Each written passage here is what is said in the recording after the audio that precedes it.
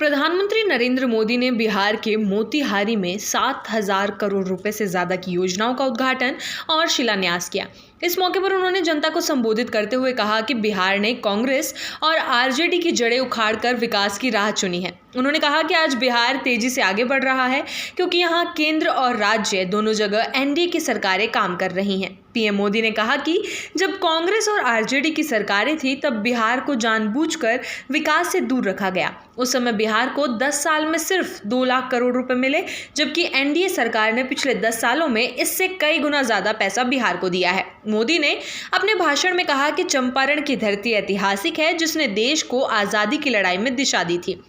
अब यही धरती बिहार के विकास की नई कहानी लिखेगी। उन्होंने कहा कि हमारा सपना है कि जैसे मुंबई पश्चिम भारत का बड़ा आर्थिक केंद्र है, वैसे ही पूर्व भारत में मोतिहारी एक बड़ा औद्योगिक केंद्र बने। गुरुग्राम की तरह गया और पुणे की तरह पटना में औद्योगिक विकास हो जाएगा। पीएम ने कहा कि कांग्रेस और आरजेडी ने हमेशा गरीबों, पिछड़ों और दलितों के नाम पर राजनीति की, लेकिन उन्हें कभी सही मायने में सम्मान नहीं दिया। रुकावट के लिए खेद है। जियो के साथ करें 349 रुपये में धमाकेदार शुरुआत। 28 दिनों तक रोज मिलेगा 2 GB डाटा 50 दिनों के लिए। जियो एयर फाइबर का ट्रायल फ्री। 90 दिनों के लिए जियो हॉटस्टार का सब्सक्रिप्शन और 50 GB AI जियो क्लाउड स्टोरेज भी फ्री। जल्दी करें, डिस्क्रिप्शन में दिए गए लिंक पर क्लिक करें और पाएं ये धमाकेदार शुरुआत।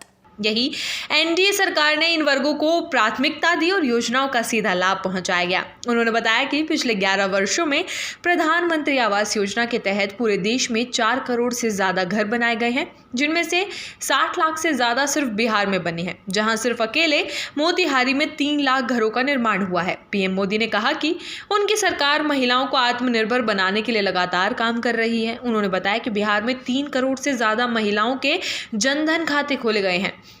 इसके अलावा 20 लाख से ज़्यादा महिलाएं अब लखपति दीदी बन चुकी हैं। देश भर में 3 करोड़ महिलाओं को लखपति दीदी बनाने का लक्ष्य रखा गया है।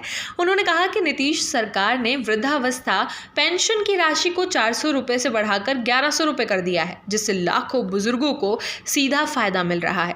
केंद्र और राज्य सरकार मिलकर किसानों, महिलाओं और मजदूरों के लिए योजनाएं चला रही हैं। मोदी ने कहा कि दशकों तक देश के 110 जिलों को पिछड़ा मानकर छोड़ दिया गया था, लेकिन एनडीए सरकार ने इन जिलों को प्राथमिकता दी और विकास की मुख्य धारा से जोड़ा है। पीएम ने कहा कि हमारी सरकार ने ओबीसी आयोग को संवैधानिक दर्जा दिया, जो कई सालों से लंबित था। पीएम मोदी ने अपने भाषण के अंत में कहा कि बीजेपी और एनडीए का विजन है, जब बिहार आगे बढ़ेगा तभी देश आगे बढ़ेगा। हमारा लक्ष्य है समृद्ध बिहार, रोजगार युक्त युवा और समाज के हर वर्ग को सम्मान देना। पीएम ने जनता से अपील करते हुए कहा कि वे कांग्रेस और आरजेडी की बुरी नजर से बिहार को बचाए और विकास के रास्ते पर मजबूती से आगे बढ़े।